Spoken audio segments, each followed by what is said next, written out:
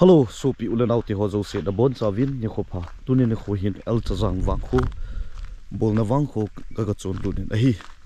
gam lei sit hi event na hi le lung sit le au ma ma zengin hilai mun ho hi ana khul gam ta in kana wat thing ovin tu hin nei ho jong hin phate chan khalin lampi ho jong hi dei bangin nom te nam la the hi tai chu ta jong le gam sung wang hi a khul jing ma ma lai zin hi chevevin gam hi ano ma ma zengi tunin kho hin kyolim na ananei khom hitin ichu ipam itia hele tudin mona hi nam se pai hian lang vv hian lang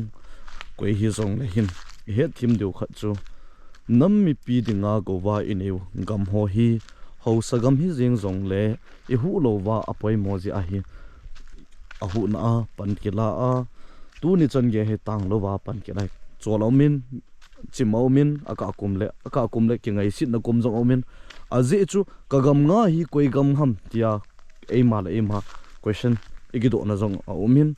tua igam hi lo ham tia la ki sim ba igam hi lo ham ai lo wal mi gam ham pi chi khat ni lung op kai na hi akinei jin a hi ipise akinei ham iki vai pu dan iki vai hop dan ho adi lo ji a hi ye as tu ni kho hin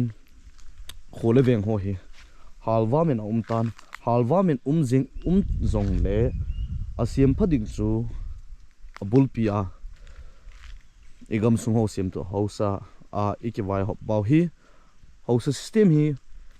i khel to ka asio vin wang ki khel nam pon te tu ni chan ge yin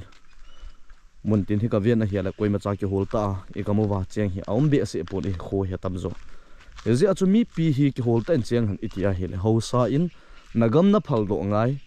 nagam chu igamu hi tia kam chenga phate cha det ta pasal tu seya na seya nam mi pi dinga jong ki hol ta chen na dinga mun na te pi a phate cha na pi ti nga hele igam ho hi tampi chen na thei hi ai gamlin ta ai nei yovin i hong phal lo ji uvin nam mi pi dei bangang chen sa zo lo ji uvin tu ni kho hin igam ho hi veven lo bangin achul gam ta hi ilian na hang ho i bol na hang ho i loi ik in lian na hang ho zo si hi i pedinga tu nin kho hi mel ma ten hi ka ahar wam hingi gal hi min e a jong halin tin en jong mi a ke hal hi zong le mi himin atam a hin pi a hi in sa in a khunung a thi pi na hi hin la ai ho hi ivet na hi le mitam i povin khu jong ivet na hi le som thum som li som in nga in ni in khat a khusim jong umar hi ivet nal ikita amo dan ki Haosa tam pi ki ta amo ki dan chu job kat jing jong hi adi lo lama in he zat tia chenga ki bol ki na pha theina ichan lo no abul pi hi chu a hi tu ta jong le ivet na hi le in som li som nga ho chu buin khat o ma hi le iti apol te ho se pa hin central government in sol pi wa i ho hu dinga koi cho pha sia chu phate cha da ta in sol pi wa ko ni hu du ham geluvin in tampi cheng leo han koi ma cha in isu ling zo lo du a hi in zanga sang khat cheng leo han kho khat bao se min tham na dinga jong mi ki kho tu ding a hi to ai ho hi kho tampi ki hal ha hi hin la in le mai se ya he le in hi tambi se lo hi ezi achu po na jong hi umbe se lo ka kum le gela thang tom ta ai gela hi le ki vai hop dan i ki vai po dan ho hi ki khial na ingai cha ovin hin la athu bowin i ki khialovin tu sei ho jong athi ma jeng ovin mi pi la athu sei tiang wa hi le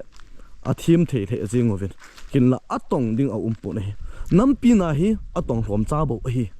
hlom cha bo hi je tu ni chan ge i khan to thelo hi je ai tu ni khwamin i khu i veng ho gam lei sit ho hi i pi a hal ha ham imit mo ji wa min hal ha hi kisun pi ta i nei ho zo si jong thal troi jong dei banga ni ki gut tup lo ji wa tu ni khwa hi i gam lei sit ho hi i chan lo hi hin la nam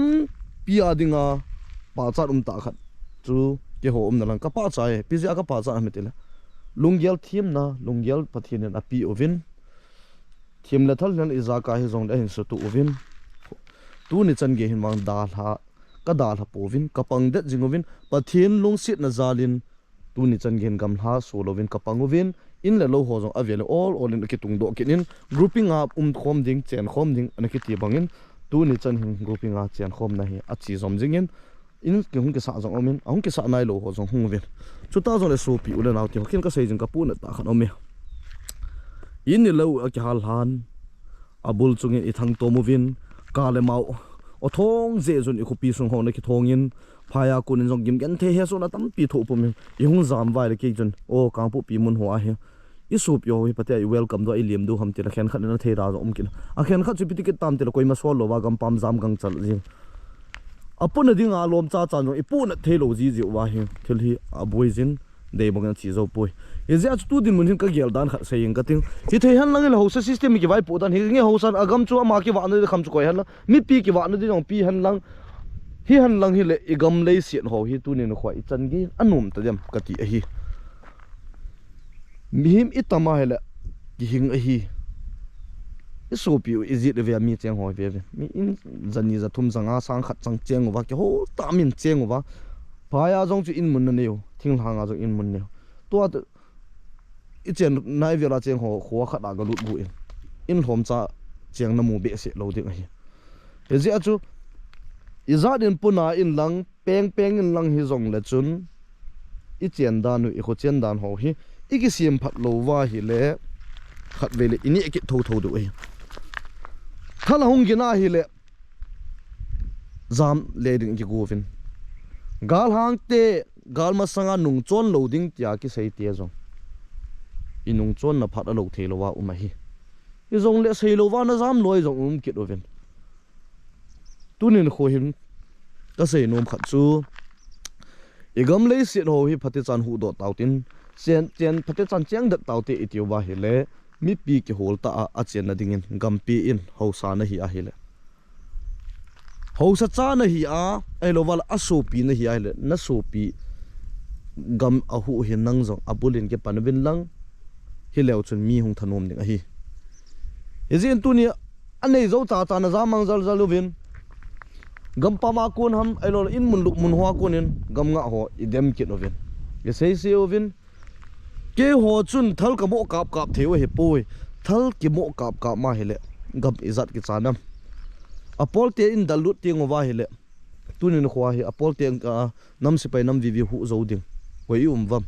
be se lo hi mun khan khat ga khopia mi tam nap chun Ahuh zo hi abui ka atin do kyo ka ki the ro man theu hi hinla e ho hi in som ni som tum som nga atam pen tu zakhat te tauti hi chan ga zakhat in jong mi hu zo di kham lo hi easy de ve wa cheng ho piti tam abui wa hi le mi pi apol te ting ning ready sa mu e ho chu abuya hi le azam ding ka pa bu pila azam dham elo wala lam ka to kinai vela chu khoila khupi sung la azam lut dem hinge I hin nau chi zam pi wa hi zong le condition hi in zam na ding el ki the do na ding phat hi in athal chang ging nai lo wa mi pin mi se pai kom vela ta a aka kom de mi pi ei hu diu cha jong lai na ji hi zong le hi choi la nu mo sa nan gel hu vin lang ka gel dan ka ga se hi in mi pi te hoi aji zo thal choi khat hi hu ngai jin amon jong I hu phat men tin en jong I hu phat ding hi in thal choi in gam ho hi abui na khat hi akimo kap ma ai lo ki kap tu na khat am kha hele apol te ngai le thal choi ki the do hin hi cha mi pi ngai hi in mi pi zo anam sa ji tan a hi le abui ji in hi cha zo akun mi pi khong hung tung ki hin lut kin han lang se apol te zo se pai ho cho ting kit han lang hele a phat na phading a hi ze achu ma bana an ki khelna ingai chaw win inam piu hin e wang tu tin chan ge I ki khel thei povin la in asen kagamu adam poi kanamu adam poi ti khodi adi hin tu din mona inamu hi dam ding ngai cha a alo ding ki hormone ala hi yazat in peng utin pan la zong lew han tia aka kum le nam se pai nam vi gam nga hotel sita ta zong om kin koi gam na nga ham hi chigam ho hi hu ki lo wa hi le igamun yau che ding phat khat ting le mi gama izam chu izat mi gama zam ta ahung bui ni ting le igam ma wa na hung zam lut hi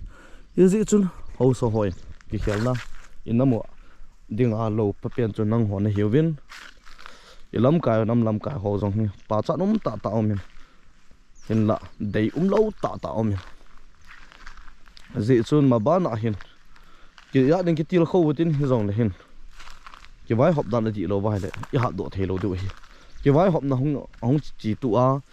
pe de sai ding ham ki pa na kol ni ho hung so the na ding a chu ki lung khat wa igam le sian ho mi pi ki hol ta I chen sa ting wa hai la de ta chen ni kho hung ding hi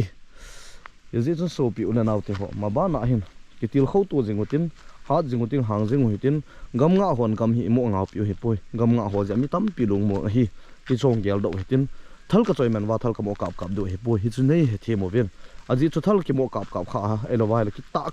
ta kap jong le apol te hunga hele ki cha zo ji ta lo ati 18 pi diu jong ji lo ji a chu